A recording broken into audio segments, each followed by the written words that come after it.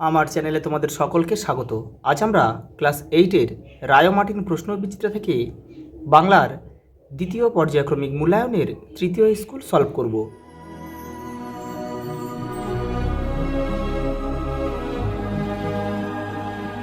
দেখো প্রথম প্রশ্ন, হাওয়াদের কি নেই? বাড়ি। মাচানের তলায় রঙের ঢেউ মেরেছে নোটে শাক। বুকুদের বাড়িতে ছেনুমাসিরা কোথা থেকে এসেছিল? উত্তরপাড়া। মানুষের যে সর্বোচ্চ গুণ গাছের মধ্যেও দেখা যায় তা কি? সেটা হচ্ছে স্বার্থত্যাগ। আমি ভুটান যাব এবং 3 দিন থাকব। দাগ দেওয়া পত্রে কী ধরনের অব্যয়? এই যে এটা হচ্ছে সংযোজক অব্যয়। পরেরটা দেখো, কোনো পদের দ্বারা আমরা যদি কোনো কিছুর নাম বোঝাতে চাই তাকে কি পদ বলে? বিশেষ্য পদ। বাক্যের গঠন অনুযায়ী প্রকারভেদের সংখ্যা কয়টি? 3টি। সরল বাক্য, জটিল বাক্য ও যৌগিক বাক্য। সরল, জটিল আর যৌগিক। পরেরটা দেখো, যে ধরনের বাক্যে প্রকাশিত হয় মনের দুঃখ আনন্দ বিস্ময় তা কি জাতীয় বাক্য? আবেগসূচক বাক্য। তারপরটা দেখো, ক্রিয়ার মূলকে কি বলে? ধাতু। তোমার কথা বলতে বলতেই তুমি চলে এলে, এই বাক্যে অসমাপিকা ক্রিয়া হলো এই বলতে বলতেই। এই যে অপশান খ আমাদের সঠিক উত্তর। বরুণ ছবি আঁকছে, নিম্নলিখিত অংশটি হলো এই আঁকছে যে ক্রিয়াপদ।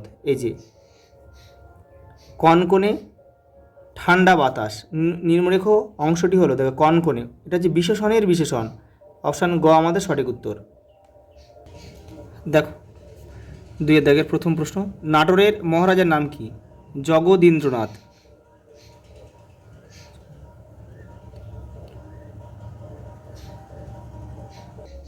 পরের প্রশ্ন দেখো, গ্রামের একমাত্র ভরসা কি ছিল? 100 বিঘার মাঠ। বৃক্ষ শিশু নিরাপদে নিদ্রা যায় কোথায়? কঠিন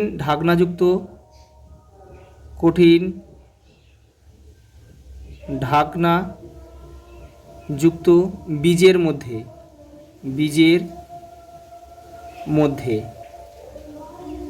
পরে দেখো, বুকু কোন স্কুলে ভর্তি হয়েছিল? আদর্শ শিক্ষা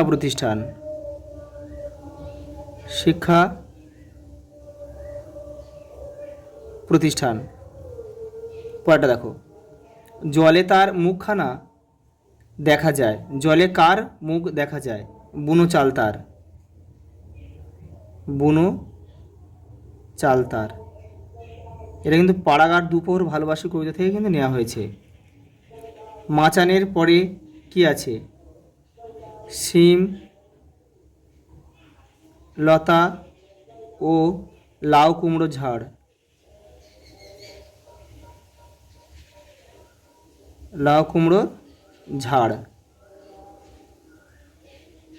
পরটা দেখো, ছন্নছাড়া কবিতার কবির নাম কি?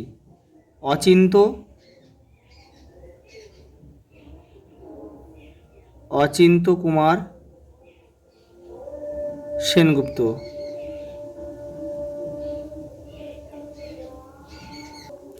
দেখো পরেরটা, দাঁড়াও কবিতাটিতে কবি কার পাশে দাঁড়াতে বলেছেন? মানুষের পাশে। নিঃশ্বাস কেমন করে বয়ে যায়? নিঃশ্বাস উত্তাল অস্থিরভাবে।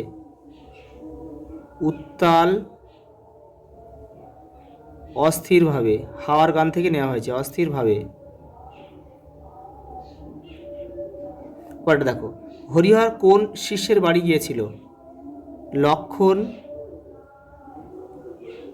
মহাজন। কে অপুর চোখে ধুলো ছুঁড়েছিল? সতু।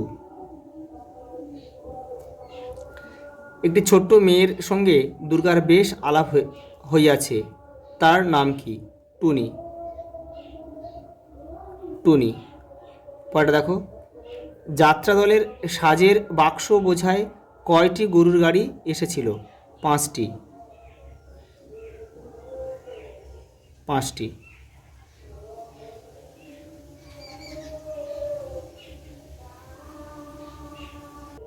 পরেরটা দেখো, কে জানে পাগলা টাগলা হয়ে যাবে নাকি, কার সম্পর্কে এই মন্তব্য করা হয়েছে? দেখো, এটা মন্তব্যটা করা হয়েছে বুকুর সম্পর্কে। বুকুর সম্পর্কে এই মন্তব্য করা হয়েছে। দেখো, এমন সন্দেহের কারণ কি? তোমাদের দেখো রায়ান মার্টিনে 114 নম্বর পেজে দেখো, এই দেখো সন্দেহের কারণ, এখান থেকে তোমরা এটা লিখে দেবে। পরেরটা দেখো, মানুষ খাঁটি কিনা চেনা যায় শুধু টাকার সম্পর্কে, কে কার সম্পর্কে এই কথা বলেছে? দেখো, এটা বলেছে রমেশ, বলেছে রমাকে কথা বলেছে।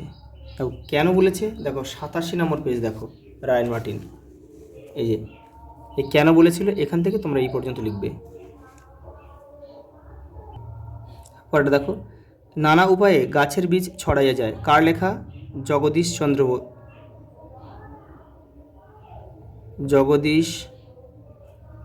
চন্দ্র বসু। তো উপায়গুলি পাঠ্যাংশ অনুসরণে আলোচনা করো।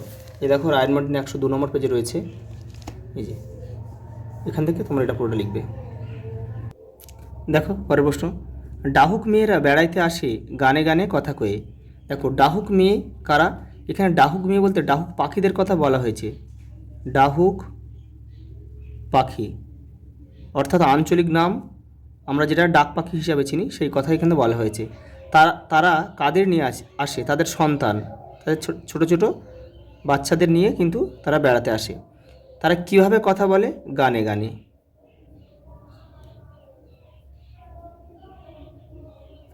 তারপর দেখো, এটা কি গড়াই নদীর তীর থেকে নিয়েছে। দেখো, ঘেঁষবেন না ওদের কাছে, এই সাবধান বাণী কে উচ্চারণ করেছিল? ড্রাইভার। ছন্ন ছাড়া থেকে কিন্তু নেওয়া হয়েছে, এটা ড্রাইভার এটা বলেছিল। দেখো, ওদের বলতে কাদের কথা বলা বোঝানো হয়েছে। দেখো, এটা 95 নম্বর পেজে রয়েছে রায়ান মার্টিন, এই দেখো এখান থেকে তোমরা পুরোটা লিখবে এটা। পরেরটা দেখো, মালিক কোথাও নাই, কিসের মালিক? ডিঙি। ডিঙির মালিকের কথা বলা হয়েছে। দেখো, সেটি কোথায় বাঁধা ছিল? হিজলের ডালে। হিজলের ডালে বা হিজল গাছে বাঁধা ছিল। তার অবস্থা কেমন ছিল সেই ডিঙিটির? ঝাঁঝরা ফোবরা।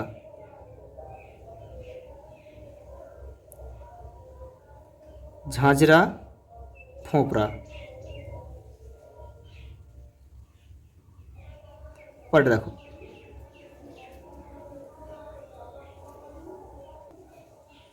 তুমি কাদের বাড়ি এসেছো খোকা? একথা কে কাকে জিজ্ঞাসা করেছিল? দেখো, কে বলেছিল? এটা হচ্ছে লক্ষণ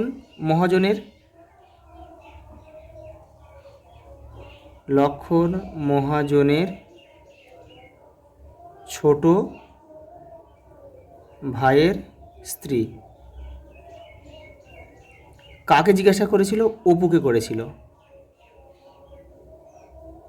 অপুকে জিজ্ঞাসা করেছিল খোকা কাদের বাড়িতে এসেছিল?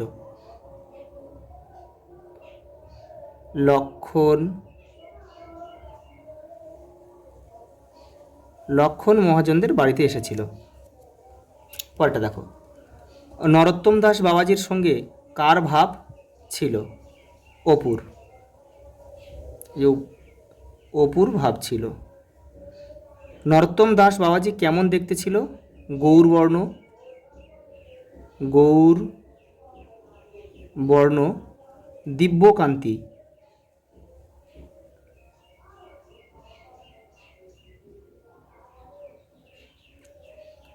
তিনি কেমন ঘরে বাস করতেন? তিনি খড়ের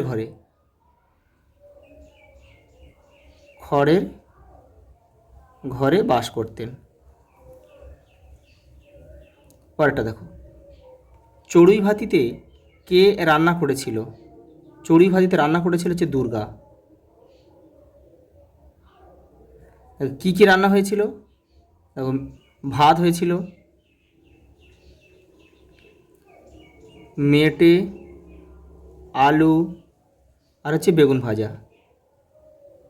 বেগুন ভাজা। তোমরা একটা খাতায় কিন্তু লিখে নেবে, এখানে খুব ছোটো ছোটো করে লিখতে হচ্ছে, জায়গা নেই বলে। চড়ুই ভাতির মাঝামাঝি সময়ে কে এসেছিল? বিনি। বিনি এসেছিল। পরেরটা দেখো,